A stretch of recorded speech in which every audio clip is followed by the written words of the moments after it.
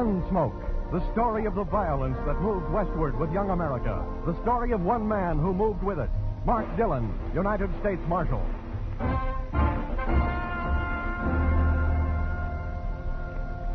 They all drifted here to Dodge City, one time or another.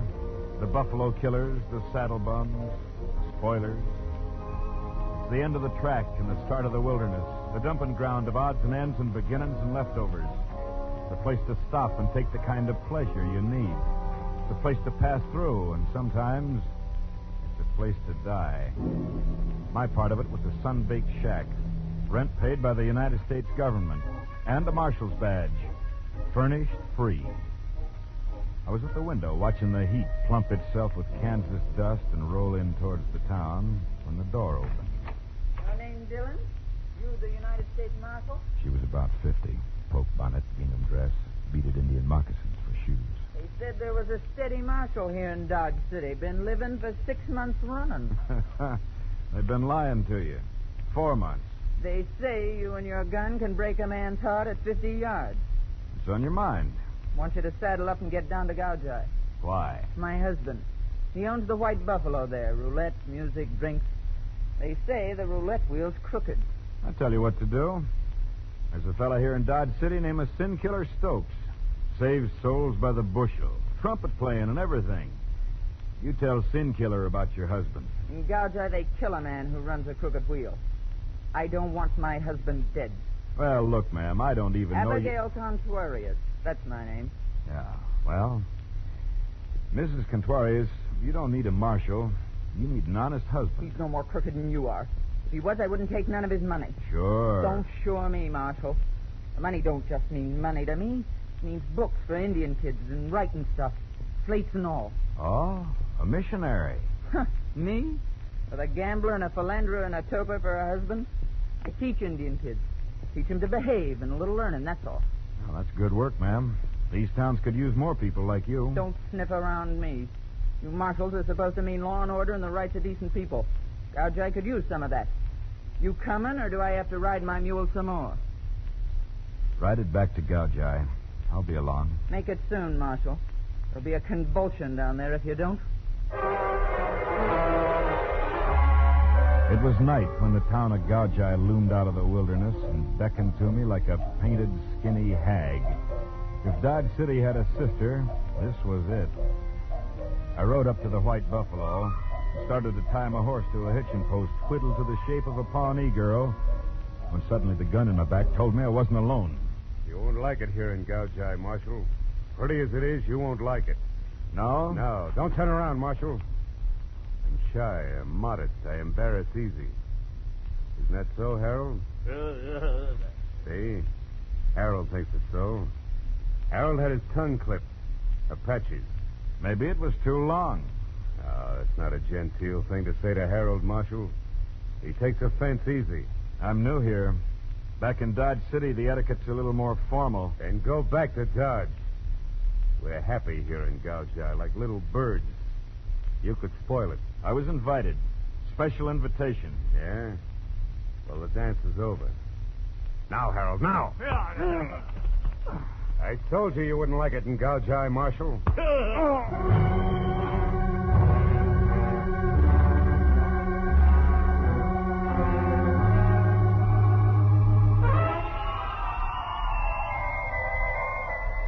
When I opened my eyes, I was in Gouge Eye's dirt.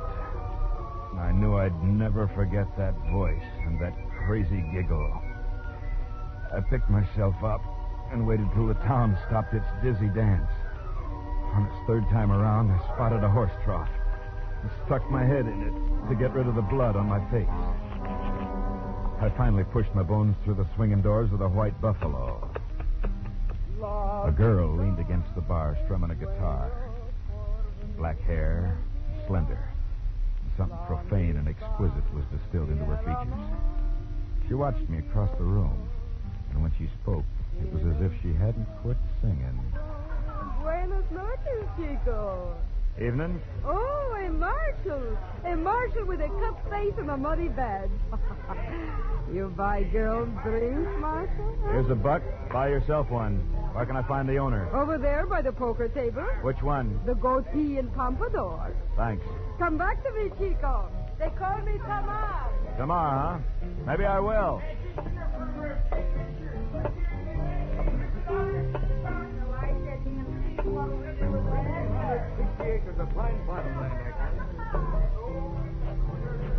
Your name, Contrarius? Si. Oh, the marshal from Dodge City. You already have the look of a large headache, senor. Yeah? Someone else besides you and your wife was expecting me. Muy mal. Too bad. It wasn't good. So I see. But I am glad you have come, Senor Marshal. Come, look around. See my place. I have a magnificent establishment here. No? Yes. No. Yes. You know, it would grieve me if I had to part with it. It'd grieve Mrs. Contrarius more, and for a better reason. Senora Contrarius hates it how I get my money, but she takes it for the Indian children. Looks like the take's plenty. No. Every day my wheel loses money. Somebody is swindling me. This somebody, I swear it, I will kill dead. Your wife hinted it might be you who'd be killed, dead. No one has killed me yet. This I tell myself, and it makes me happy. Yeah. Well, let's have a look at this wheel of yours. Of course. Follow me. You see, I have also faro, dice, girls, dancing girls. Mm-hmm. And the finest liquor west of the Mississippi. Number 12. Red face, 12 face. Who's your spinner? I will introduce you to him. Greg. Senor? Un momento. William will take your place. Yes, Mr. Contrarius. Greg Hagen, the best croupier in the territory. Greg, I want you to meet Matt Dillion, Marshal of the United States of America. I've heard your name, Dillon. You're from Dodge City. Lately from there. Go count your chips, Contrarius. Hagen and I want to talk. Yes, I leave you gentlemen alone. We want to talk, Marshal? Yeah. Rumor has it the wheel's rigged. Mrs. Contrarius tell you to ask? Maybe. Well, is it? Look, Marshal, Contrarius is my friend. Still, a croupier's in a mighty good spot to double-cross the house. Marshal, I already told you Contrarius is my friend. Sorry, I made a mistake. No hard feelings? Plenty hard feelings. I think I like it better back at the table. Look around yourself, Marshal. So, I did. Mostly, I hung around the roulette table. And as far as I could see, the wheel was giving the house and the customers an even break. Just about the time I was ready to go out and find Contrarius again, two new players wandered up to the crowded table. One in a beaded jacket, the other a silent hulk of a man. They didn't seem to be together or even know each other. On the next spin, the ball fell into 29, bounced out, rolled around 13, and finally settled in double O. Just as it did, beaded jacket reached out and put a $100 bill on double O. Greg Hagen, the croupier, looked up. I'm sorry, mister, you placed your bet after the ball settled. The house can't accept it. I had that $100 down before you started to spin. Ask anybody. I had it down. I want to ask the people. I'm telling you, I had it down. Look, mister, your bet wasn't legitimate. The house recommends you take your money and get out. He did. Fast. Too fast. In another second, I knew the reason why. When Beaded Jacket picked up the bill, there was a blue chip under it on double O, and the house paid off to the silent hulk. I knew I'd heard Beaded Jacket's voice before. When I first hit town, so I moved fast. I got out of the casino just in time to see Beaded Jacket disappear around the corner. I took it easy. Polite and easy. The bullet nubbed the dust at my feet. I ducked into the shadows and whipped out my guns. The flash had come from a narrow passageway between two buildings. I'm in this alley, Marshal. Come on in and get me. Wait right there. I'm waiting.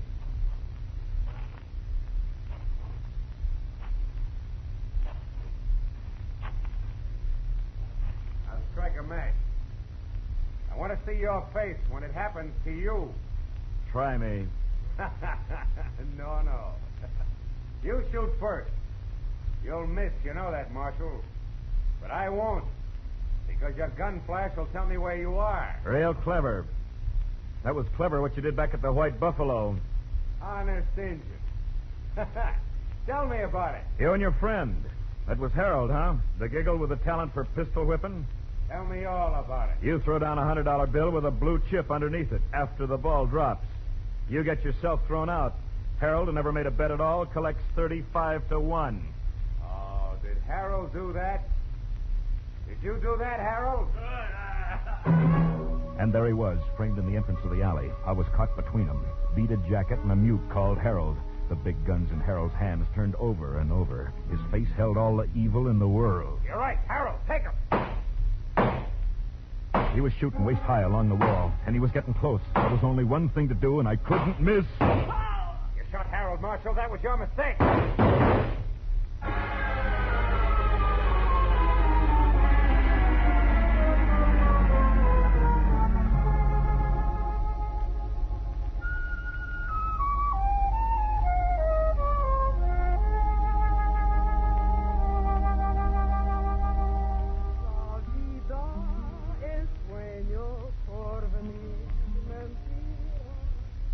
When I opened my eyes, I was in a place I'd never been before, kind of cottonwood clearing.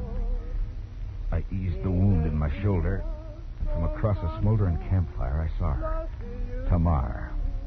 The morning sun lighted up the features of a man at her feet. Senor Rafael Ramon Jose Contuarius. The bullet hole in his forehead gave him an extra flourish. Now it was Senor Rafael Ramon Jose Contuarius, deceased. And the girl named Tamar was singing a love song.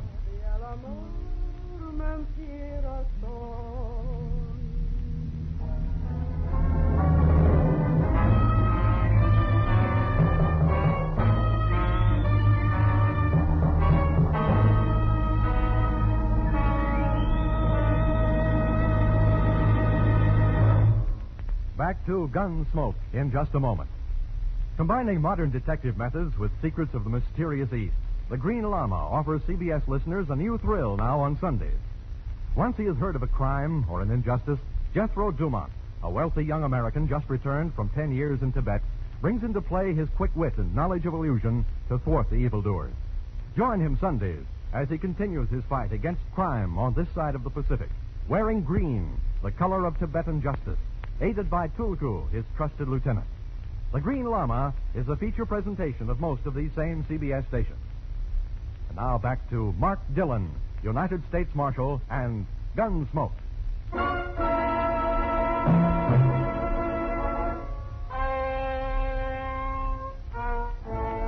When they pinned a marshal's badge on me, they said I had a job to do. This morning, my job was a man with a bullet hole in his forehead and a marshal with a wound in his shoulder. The dead man was Rafael Ramon Jose Contuarius, and the marshal was me. And there was a girl named Tamar. You have slept long, Chico, without dreams.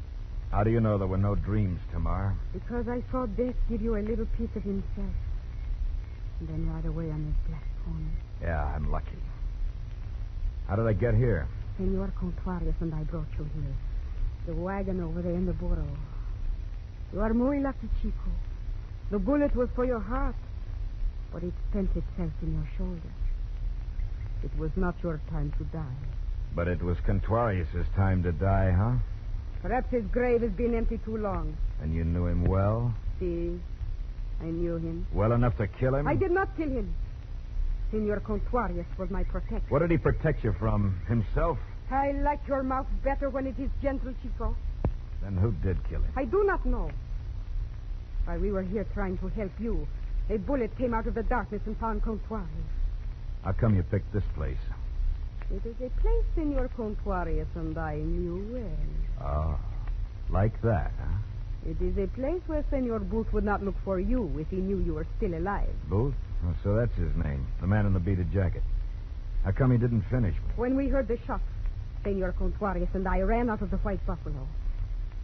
I persuaded Senor Booth that you were dead. Booth persuades easy, huh? He persuades easy, but Omar. The shots were heard, people came. Senor Booth does not like too much attention. Well, he's going to get all of mine, Tamar. Undivided. I don't advise it, Chico. If you live, go back to Dodge City. If you die, die in Dodge City. Oh, wait. The Senor Contuarius in a burro car. Oh. Where is he? Where is he? Answer me, woman. Answer me.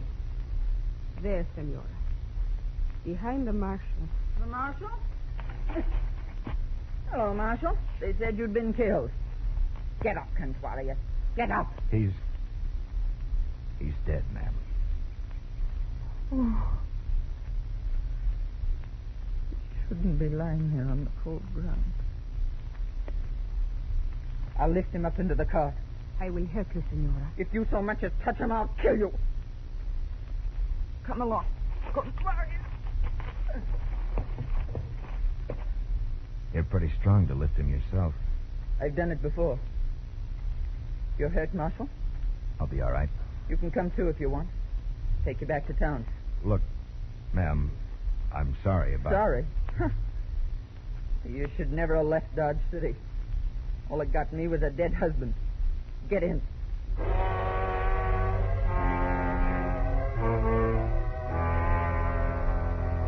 Somewhere on that long wagon ride back to town, Mrs. Contuarius squeezed a tear onto her cheek. Just one tear. But for her, it was a major emotion. The sun was doing its best to char the wood frame buildings when we hit Gouge Eye. She drove past the White Buffalo to the far edge of town, pulled up at a tar paper shack. Oh. Here we are, Marshal. Why bring me here? Just so I could pick my own gutter? Why didn't you leave me in the cottonwoods to die? That door. That shack door right over there. Try it. All right, ma'am. Get in.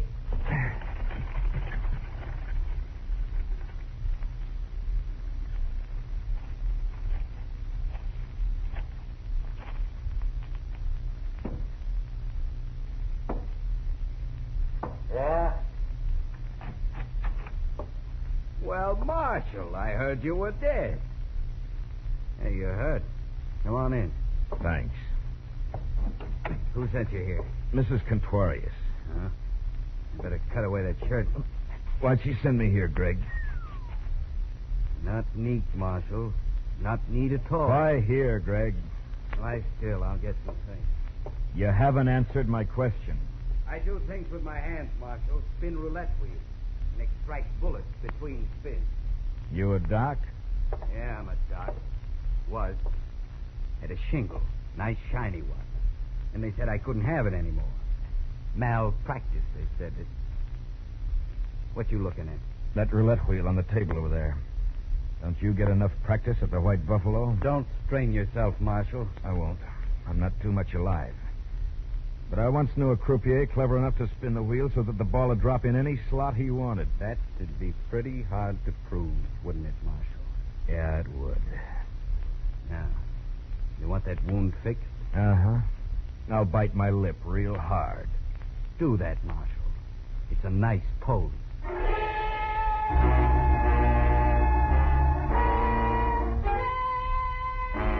I bit my lip, but all I got was a pain in my mouth. And I didn't need that. There was enough pain. It started when Greg put a scalpel against my shoulder, and it went on from there. It went on for a long time. Finally, everything gathered into focus. Keep that bandage dry, Marshal. You'll be all right. Thanks, Doc. What's your fee? This bullet, the one I took out of you, I want it as a souvenir of the time I saved a marshal's life. You're welcome to it. Just tell me this. You know a girl named Tamar? Girl in the Bible had that name. Contuarius knew a girl named Tamar. Now he's dead. Contuarius dead. Well, I suppose somebody wanted him dead. Yeah. But stick around. I may want to talk to you again later. Always a pleasure, Marshal. I'll be around. What are your plans? I'm going to take a killer. With your shooting arm in a sling? I don't think so. I'll gamble on it, Greg. Want odds?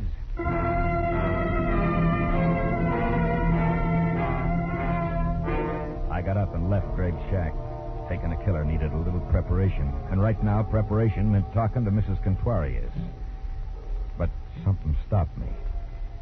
It was the funeral Mrs. Contuarius was celebrating for her dearly departed. Somewhere she'd found a black ostrich plume and pinned it to the donkey's head. The cart she always used was draped in banners of black silk that looked suspiciously like the shreds of an elegant petticoat. 3 grinning Indian kids, maybe 8 years old, were beating the drum, clapping the cymbal, playing a flute. The rear of the parade was brought up by a bunch of other Indian kids, looking solemn because their new shoes hurt. And on the cart, in an open pine box, lay Senor Contreras. I looked inside. The senor was still very aristocratic. I looked again, closer. Then I knew I just had to talk to Mrs. Contreras.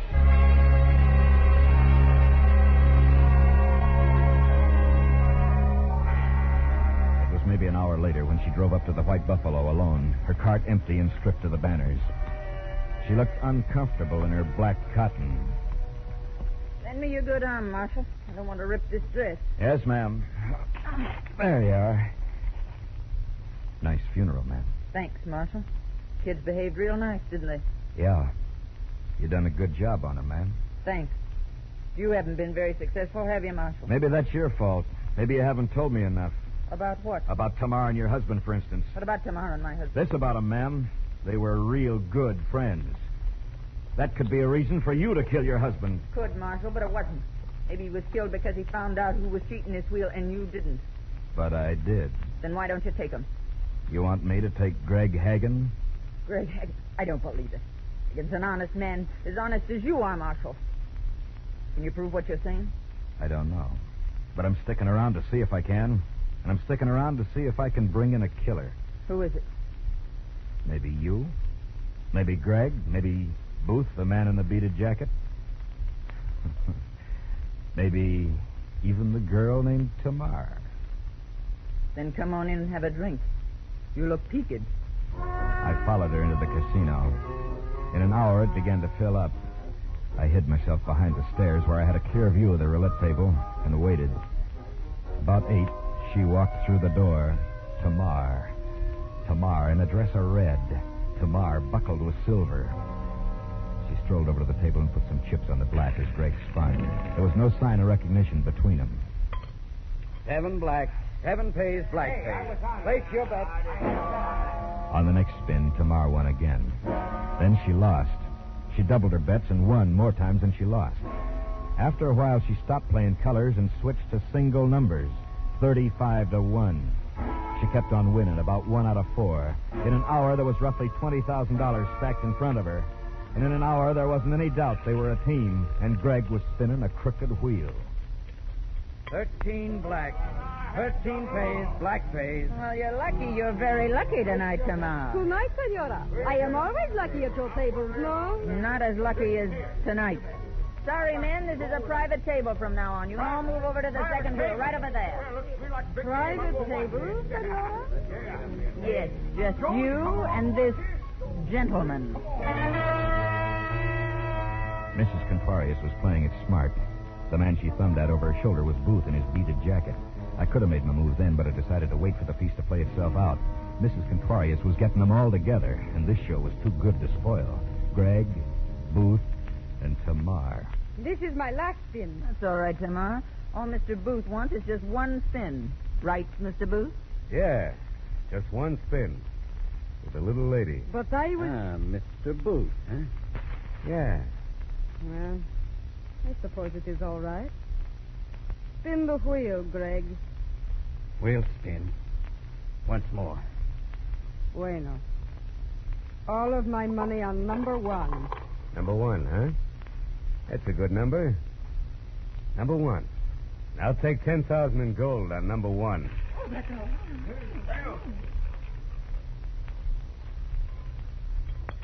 Free red. 3 pays, red pays. Greg, why you double-crossed me. I double-crossed you. It don't matter, Tamar. Greg didn't have a chance. The knife he tried to draw was hammered back by the bullets from Booth's gun. They tore through his hand and across his chest. Suddenly, his face changed. He looked young and hurt and ashamed of the blood that he couldn't hold back. Booth held his guns like they were dogs on a leash that could snap easy. Keep back. All of you.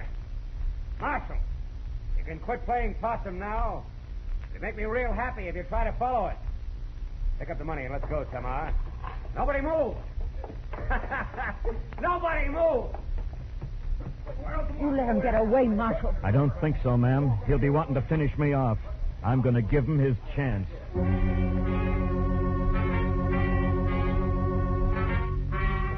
I could have looked for him in a lot of places, but he was with Tamar. That narrowed it down. There was only one place to look. It was dawn when I found him, resting easy in the cottonwood clearing. I knew you'd have to come after me, Marshal. You know, you're funnier than an actor I saw once in Dodge. You're much funnier.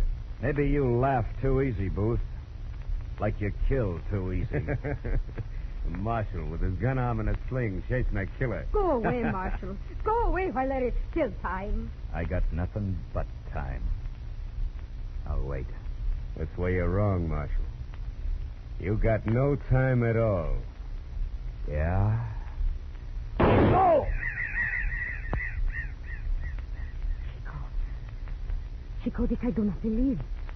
It is impossible that someone could shoot faster than Senor Booth. But with your left hand. Oh, Chico.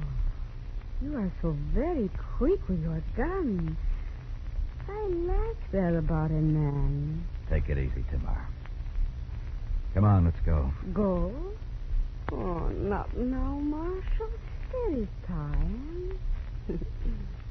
Sit here next to Tamar. Like this? Mm-hmm. You know what I think? Oh, Chico. Chico, do not talk now. I think you had a great thing with Greg. He could put that ball in any number you bet on. Only that wasn't enough for you. Oh, but it does not matter now, Carito. You thought you could double your profits by throwing in with Booth. Maybe you were going to double-cross him, too. Like you double-crossed Contorius and Greg. Oh, do not worry about it, Chico. The money is yours, fool. It belongs to Mrs. Contorius. And that's who's going to get it. What? What are you talking about? Take your choice. Come back with me to the jail in Gouge Eye, or I'll turn you over to Mrs. Contorius. And I don't think she could stand having you alive. Why, you... Oh, Chico, surely. Surely you are playing with me, huh? You murdered a man, Tamar. Chico. You killed Contorius. But, Chico, I told you the shot that killed Contorius came from the woods in back of the clearing. Much closer than that. From your gun, Tamar. Contorius had powder burns on his forehead, so that shot was fired from up close. I saw that when I looked into his coffin. Powder burns from your gun, Tamar. We will go away together, you and I, Chico. Listen to me, Chico. Contorius found out you were double-crossing him with Greg, didn't he? Listen to me. Let's go, Tamar. Listen to me, Chico. There is plenty of money, yours and mine. Listen to me, Chico. She put her arms around my neck and her lips close to my ear. And for a long time, first in English, then in Spanish, then in Cherokee, and in a language I couldn't recognize, she whispered at me every foul name in the book. She was talented. She didn't repeat herself once. Tamar didn't understand that a marshal had a job to do, and that the job got...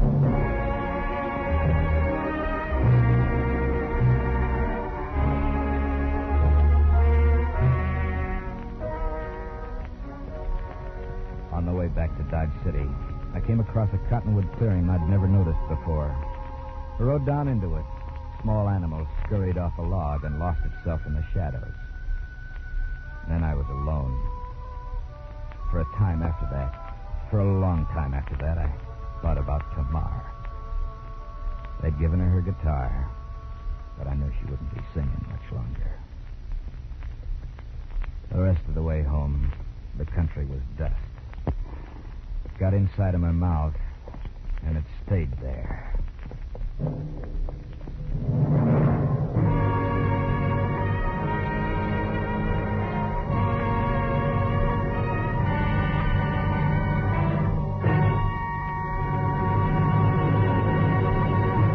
Gunsmoke featured Howard Culver as Mark Dillon, supported by June Foray, Gerald Moore, Vic Perrin, Jack Crucian, D.J. Thompson, and Jay Novello.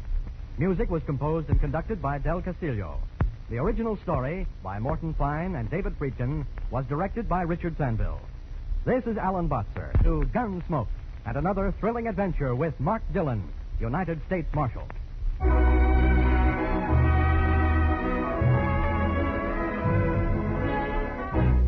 This is CBS, the Columbia Broadcasting System.